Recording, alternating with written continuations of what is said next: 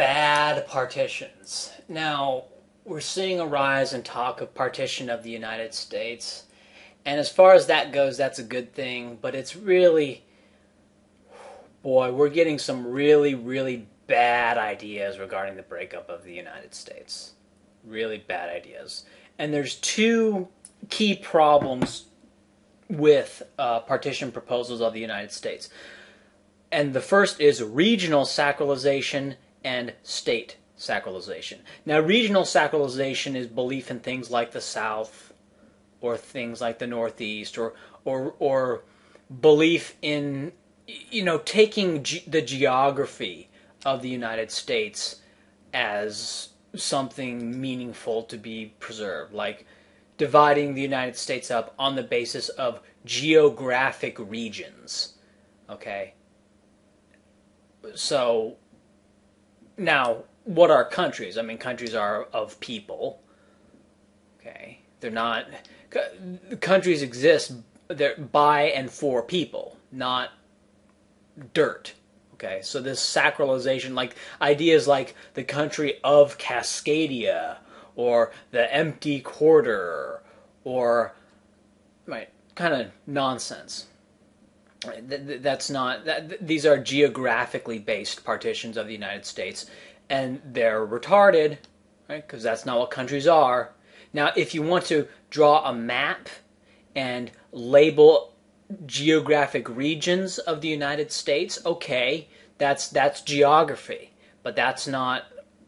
I mean, countries are, of course, affected by geography. That is true, but the geography is not the thing in itself. That's not why we have countries. We don't have countries in order to partition the world into geographic zones, right? They are ideological, racial, religious, or traditional, cultural, linguistic, blah blah blah zones. Right? That's what they're for, right? And they are political units that represent this or that group, right? So.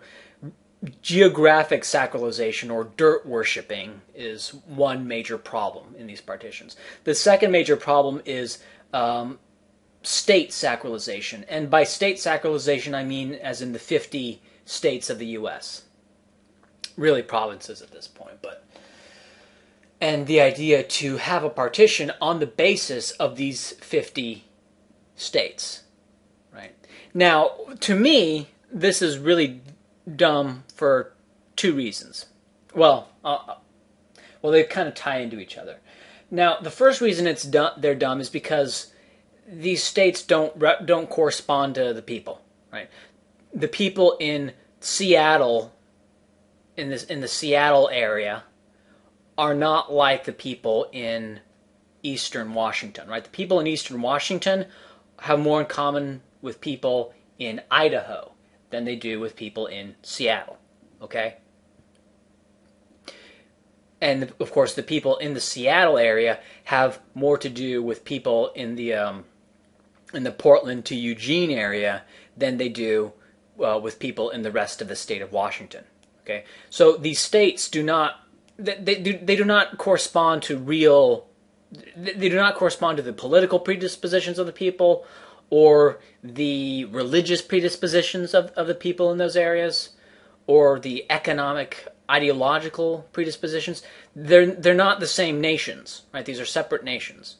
Okay, Portland, the people around Portland are the same people as the people around Seattle, right? The people in Eastern Oregon are the same people as the people in Eastern Washington. Okay, so the states they do not correspond with reality that much, right? In fact, the states, they don't even correspond with geography. Okay, so they don't correspond with geographic reality. They don't correspond with political reality or any traits of the people reality, right? So they're shitty on both those grounds. But another reason it's dumb is because, well, we're talking about breaking up the United States. And this idea that, how do I put this? When you want to break up the United States, and your main argument for breaking up the United States is to point to a clause within the legal framework of the United States, which is that the states have the right to secede, that's kind of weak sauce. That's kind of like asking for a permit to protest. It's like, oh, we're going to break off from the United States, and we're allowed to according to what the United States says, right? Okay, well, that's kind of like, like you don't ask them, right? That's not. You do not know what political separation means. Political separation means, fuck you to whatever the United States legal standard was. Okay? Whether or not it is legal or illegal to secede, what the fuck? When the United States, well, not the United States, but when the 13 colonies broke off from Britain, was there some sort of legal clause that they... No, it was totally illegal, right? Illegal, of course, within the context of British law, right? So this notion of like these legal arguments for secession, do you not know what political separation means? It means political separation. It means you form a new sovereign country, independent of the legal norms and traditions of the country that it came from. Technically speaking. Now, in reality, you form a new country, there's going to be a lot of carryover, but it's not carried over because the United States says so. That's just like what the people there have done and what they kind of know, right? But it's not. I think I'll just go back to that original analogy, right? You don't ask for a permit to protest. You don't ask for permission to leave. Okay, don't think that way, right? Because that's not actually leaving, right? If the whole justification for you leaving was based on a prior agreement with that which you're leaving from, that's not. I mean, first off, that seems like.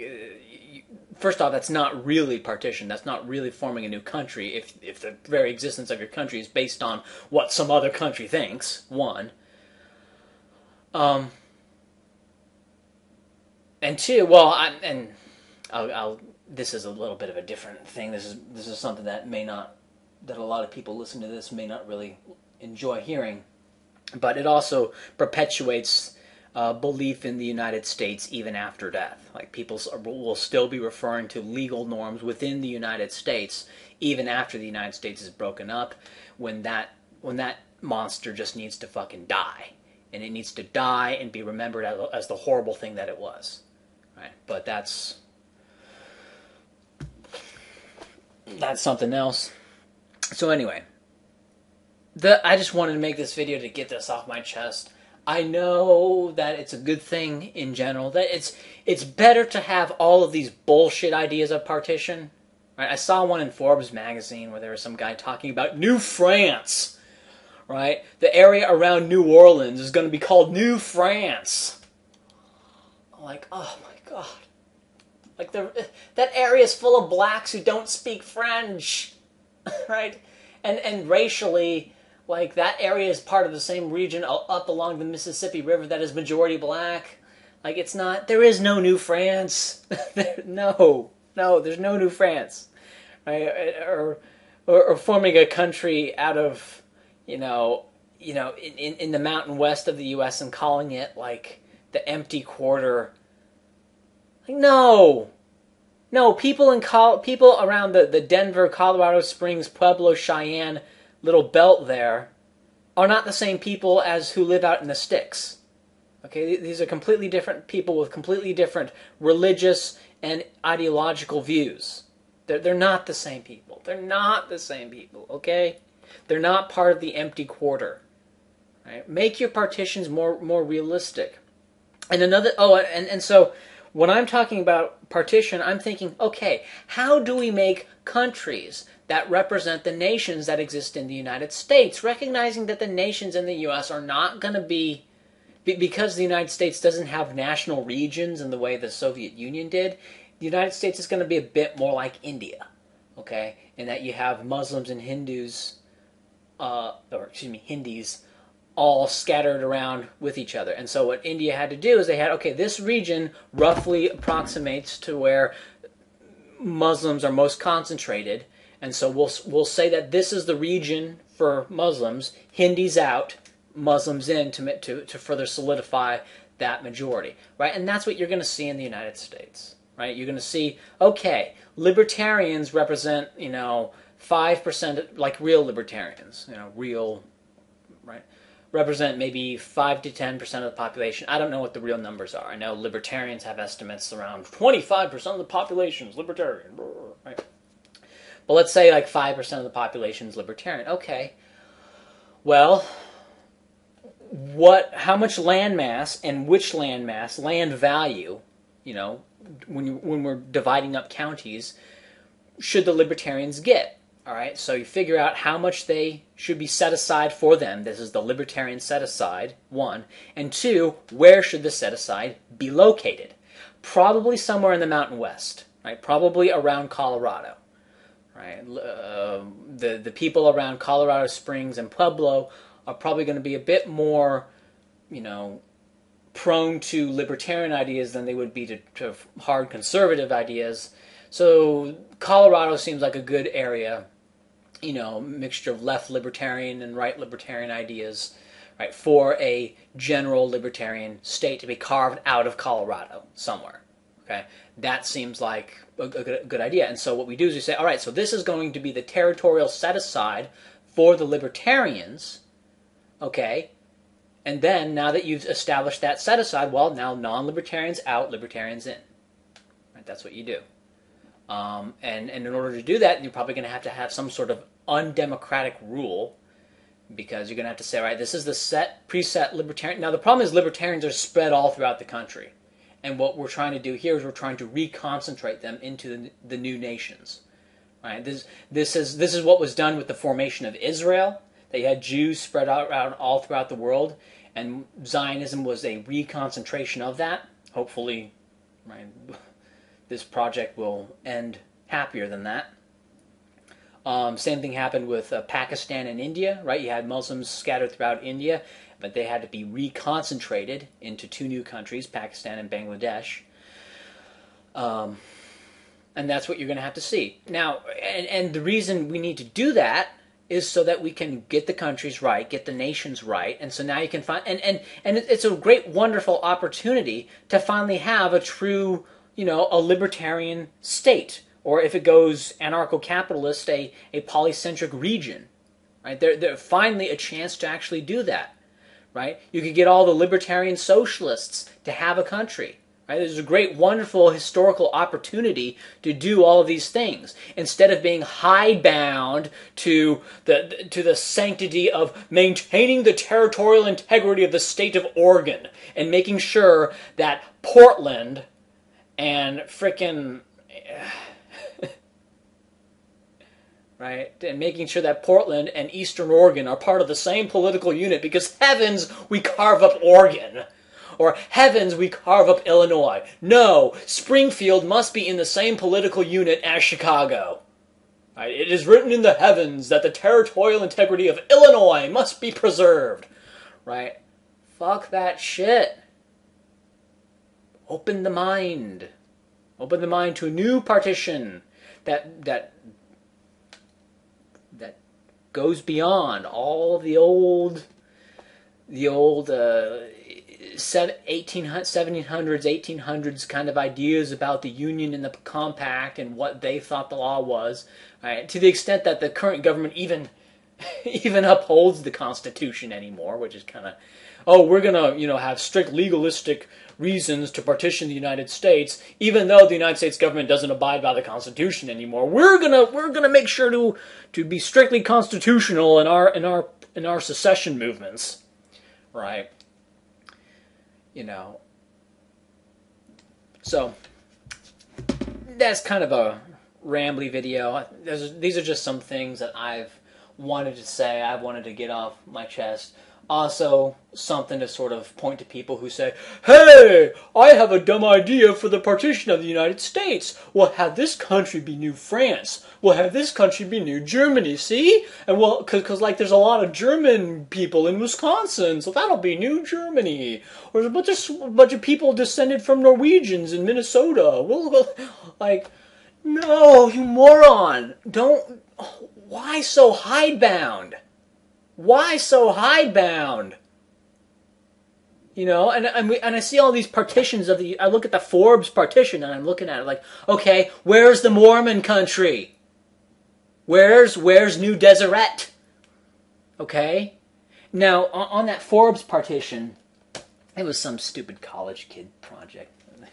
On that Forbes partition, they did have, I will give them credit, they did recognize the mestizo racial state. They pointed to this, I guess they called New El Paso or some stupid name for it. But it was basically the mestizo racial state. So I'll give them credit for that. But even on that, it's like, dude, like 45% of mestizos support either going back to Mexico or breaking off from the U.S., okay? Aztlan, big, gross, right? It's a big country, like all of New Mexico, right? The El Paso region, okay? About half of Arizona, right? You know, the southern third of California, big mestizo racial state, okay? Like these kind of rinky-dink considerations about what exactly are the nations of the U.S. is so. Oh my God, it's so geographically based, it's so traditionally based, it's so state sanctity based, it's so bad, and to a degree, it's fucking fantasy based. I guess that would be the third one. It's fantasy based. New France, right? Like the Empty Quarter, Cascadia, right? Fantasy countries. Right, so it's not just regional, you know, dirt worshipping, sacralization is a problem of these bad partitions. It's not just sacralization of the U.S. traditions and the integrity of Illinois, right? But it's also outright fantasy, right? Countries that have no referent. Now, it is true that there is no libertarian concentrated region in the U.S., right? And so that's why I say you need to set one up. You need to have territorial set-asides for ideological groups to then form a country. Okay? So that is true. What I am referring to does not exist. There is no libertarian states of America at this point. There is no New Europe at this point. There is no Aztlan at this point. Okay? But there are the seeds of those countries spread out throughout the United States. Okay? These countries that I propose, they're not fantasy-based. There really are a bunch of anarchist/communist/libertarian socialist types, enough to form a country, enough to form a reasonable country, right? Not many of those people in the U.S. at this point, so the region I would set aside for them would probably be around in Nevada, northern Nevada. But, you know, the countries I propose, they all have some sort of basis in reality. They refer to some sort of demographic group, some ideological group, and some religious group. Okay? And the countries are the set-asides and the extent of the countries that I propose, you know, take into account the value of the land. Like, for example, New Europe gets a lot of land, but it's, you know, it's not prime real estate, right? It's out in the middle of Montana and stuff. So it's not prime land. So it's a big area, but it's like rocks. So, okay, it's like living on the moon, right? And so there are certain countries that are like that definitely refer to a much larger political movement, like the Democratic States of America, and they get much smaller areas, but they get like New York City and New Jersey and stuff, right? So the partition, right, takes into account, you know, the value of land, right? Value of land based on, you know, the demographic and ideological groups that comprise the United States, all right? Not bullshit geography, not bullshit, you know, dirt worshipping, and not sacralization of the territorial integrity of Oklahoma, Right? Oh, you can't partition Oklahoma into a regional set aside for Native Americans because Oklahoma is sacred. We gotta keep Oklahoma exactly what it is. Like, oh, we gotta keep Florida as one country. Right? Tallahassee must be in the same political unit as Miami. Like, oh my God, like, who are you people who think this way? Like, how can anyone think this way? Like, and what's maddening is that the people who are so hidebound in this way, they themselves recognize that the United States federal government does not uphold any of its traditions, that it does not uphold the Constitution. So they're trying to protect something that nobody else actually enforces. It's so stupid. Okay, I need to end the video, so I'm going to end it now.